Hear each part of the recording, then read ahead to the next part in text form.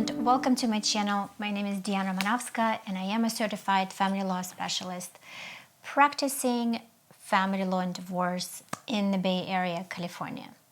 Today I would like to talk about common reasons why people are divorcing and how can they improve their marriage and when divorce is unavoidable. Well, you want to know how things went at my job today? They've hired this efficiency expert, this really friendly guy named Brad. How perfect is that? And he's basically there to make it seem like they're justified in firing somebody because they couldn't just come right out and say that, could they? No, that would just be too honest. Oh, what? Your mother of the year? You treat her like an employee. What? What? I'm gonna get some ice cream. And reason number one why people get divorced, and it's this competition over career when they both pursue powerful careers, and it becomes this power dynamic, which is interesting because Kevin Spacey was in the movie of House of Cards, and it's a movie a long time before House of Cards, and it's the same dynamic of power couple, which in this movie, American Beauty, it's not working out very well.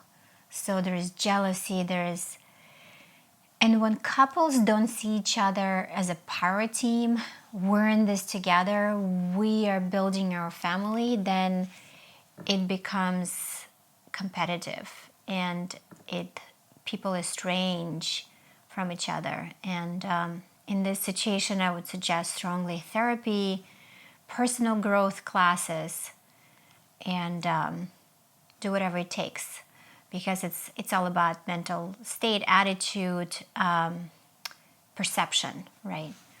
I will sell this house today. I will sell this house today.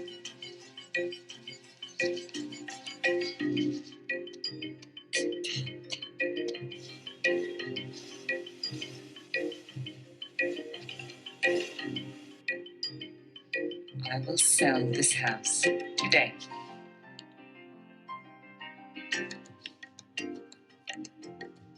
So when people are unhappy and they don't deal with the source of their unhappiness within themselves or within the relationship, some people tend to go into escape. It either drinking, overworking, doing something that takes control over them. And it could look like this with her. I will sell this house today, where she's so obsessed. And it's another, so if the relationship is already suffering from not able to be on the same page together because of the competitiveness, and then instead of working on each other, the other spouse goes into alcohol, workaholism, working out, whatever that is, a sort of addiction, then it creates another layer of separation and another layer of separation, so that it's hardly possible to bring them back together at this point. It's just bringing to the level of separation that,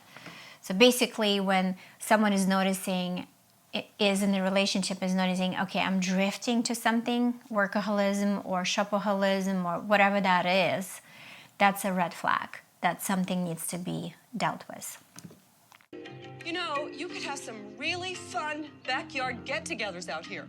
The ad said this pool was lagoon-like. There's nothing lagoon-like about it. Except for maybe the bugs. There aren't even any plants out here. What do you call this? Is this not a plant?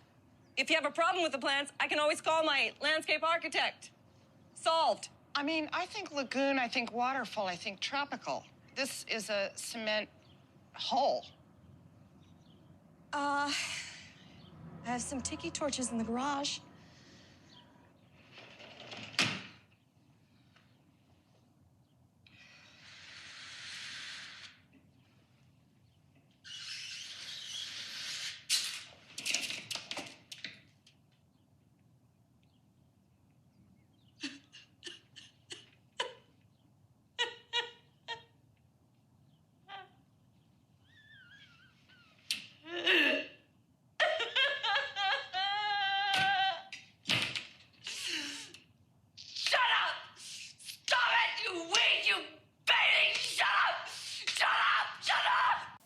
So in this career crisis scene where she is, in her opinion, not performing as she should, it's highly, meaning she identifies with the career so much.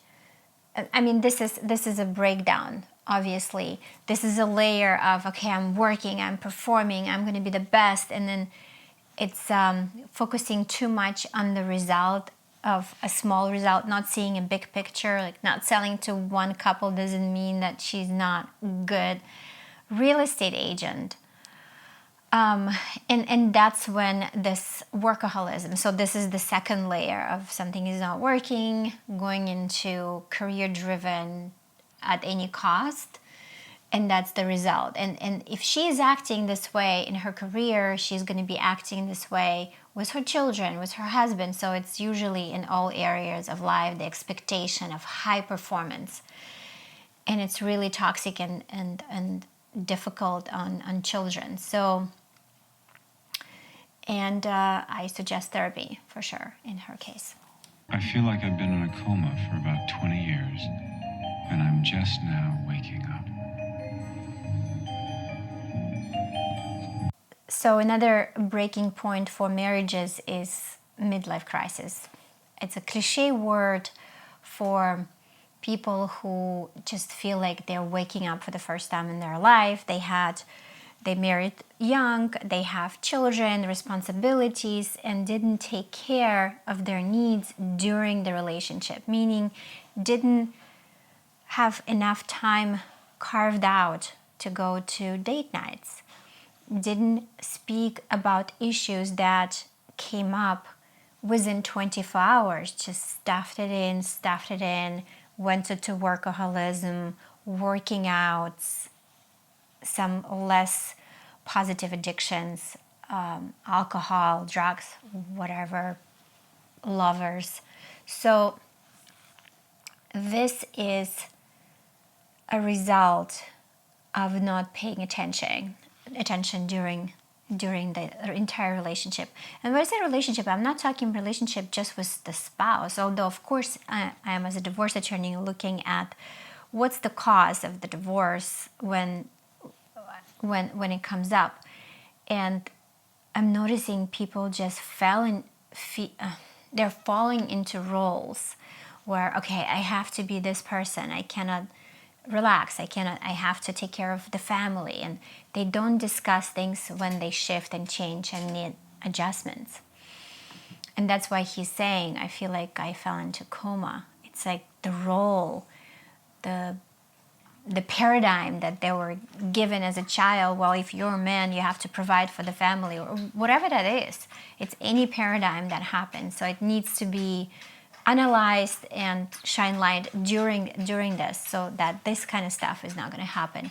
It's very sad when someone says, I was in a coma. It's not even sad for the relationship, but for him to live like that, to have lived like that.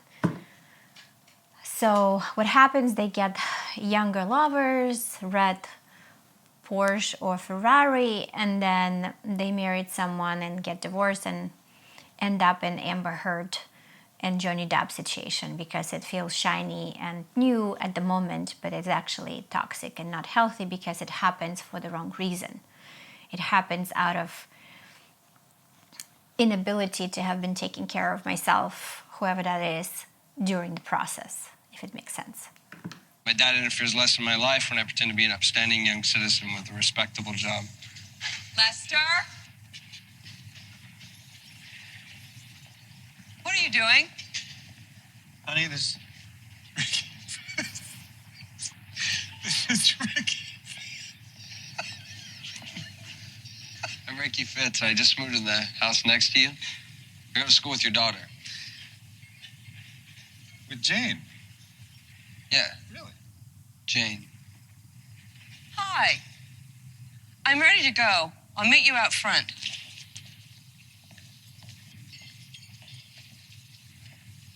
Oh, I'm in trouble. Nice. So, and that's something that he's smoking weed, obviously, and then he's trying something different in his life. But I mean,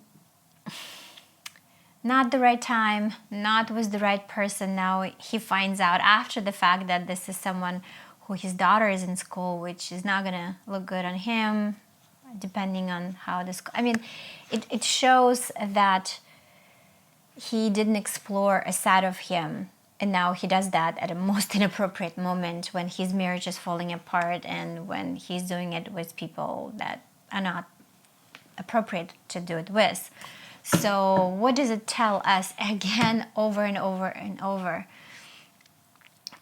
To be myself, to be yourself during the process of self-discovery, and not to wait until midlife crisis. If that part of personality is repressed, it will come out at the most inappropriate way. So and knowing what I know about Kevin Spacey and his, it makes a perfect, another thing, if someone is bisexual or gay and they're repressing it, again, it comes at the most inappropriate time, when they already have marriage, when they already have children. Just do it. It's easy to say, I know, but just let yourself be who you are. And that will avoid definitely midlife crisis and a lot of hurt for other people and their children and spouses. I hope that was helpful. If you have any comments about what you think the reason of marriages falling apart is, I would love to hear from you. And if you have any other ideas for my future videos, just leave it down in the comment section below. Like if you liked it, and I will see you in my next consultation. Bye!